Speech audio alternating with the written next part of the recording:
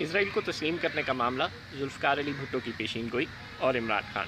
بسم اللہ الرحمن الرحیم۔ ناظرین اکرام السلام علیکم۔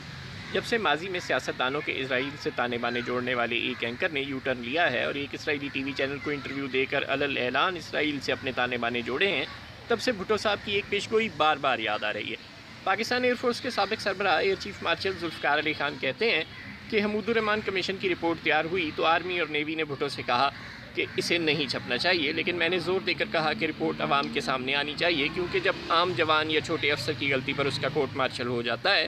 تو پھر ایسے جرنیلوں کے چہرے عوام کے سامنے کیوں نہیں لائے جاتے جنہوں نے پاکستان کی تاریخ کی بدترین غلطیاں کی ہیں۔ میں نے جب زور دیا تو بھٹو نے مجھے لاڑکانہ طلب کیا۔ میں ہیلی کاپٹر پر وہاں گیا تو وہ لان میں ٹہل رہے تھے، مجھے بھی ساتھ بلا لیا۔ وہاں بھٹو نے پوچھا تم حمود الرحمان رپورٹ کی اشاعت پر کیوں زور دے رہے ہو؟ تو میں نے کہا سر رپورٹ شائع نہ ہوئی تو آرمڈ فورسز میں کورٹ مارشل کی غیر جانبداری مشکوک ہو جائے گی۔ تو انہوں نے کہا جب آرمی اور نیوی رپورٹ خفیہ رکھنے پر زور دے رہی ہے تو میں کیا کر سکتا ہوں، تم یہ معاملہ ختم کر دو۔ پھر جب میں مایوس ہو کر وہاں سے آنے لگا تو بھٹو نے کہا لیکن ایئر چیف مارشل میں تمہیں یہ بتا دوں کہ میرے بعد لوگ کہیں گے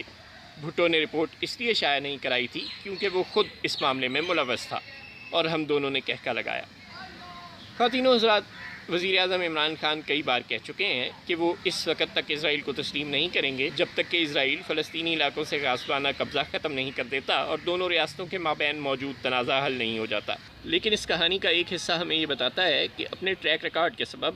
سیاسی و صحافتی حلقوں میں اسٹیبلشمنٹ نواز ہونے کی شہرت رکھنے والے ایک اینکر اسرائیلی ٹی وی چینل کو انٹرویو دے چکے ہیں اور اسرائیل کو ایک حقیقت قرار دیتے ہوئے یہ فرما چکے ہیں کہ دونوں ملک امریکہ یا سعودی عرب کی مدد کے بغیر بھی جب چاہیں گے ایک دوسرے کے قریب آ جائیں گے، جبکہ دوسرے اسٹیبلشمنٹ نواز اینکر وزیر اعظم کے انٹرویو کے دوران بھی انہیں زمینی حقائق سمجھاتے رہے اور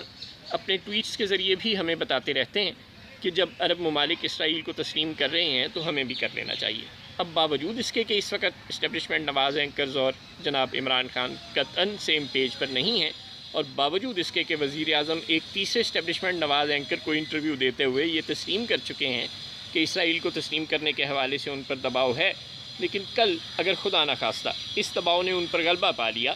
اور وہ اپنے گزشتہ بیانات سے یو ٹرن لینے پر مجبور ہو گئے تو بھٹو صاحب کی حمود الرحمان رپورٹ کی اشاعت کے معاملے پر کی گئی پیش گوئی کے عین مطابق سب یہی کہیں گے کہ عمران خان نے اسرائیل کو تسلیم اس لیے کیا ہے کیونکہ وہ یہودیوں کا ایجنٹ تھا اور اس کی سابق اہلیہ یہودی تھی وغیرہ وغیرہ،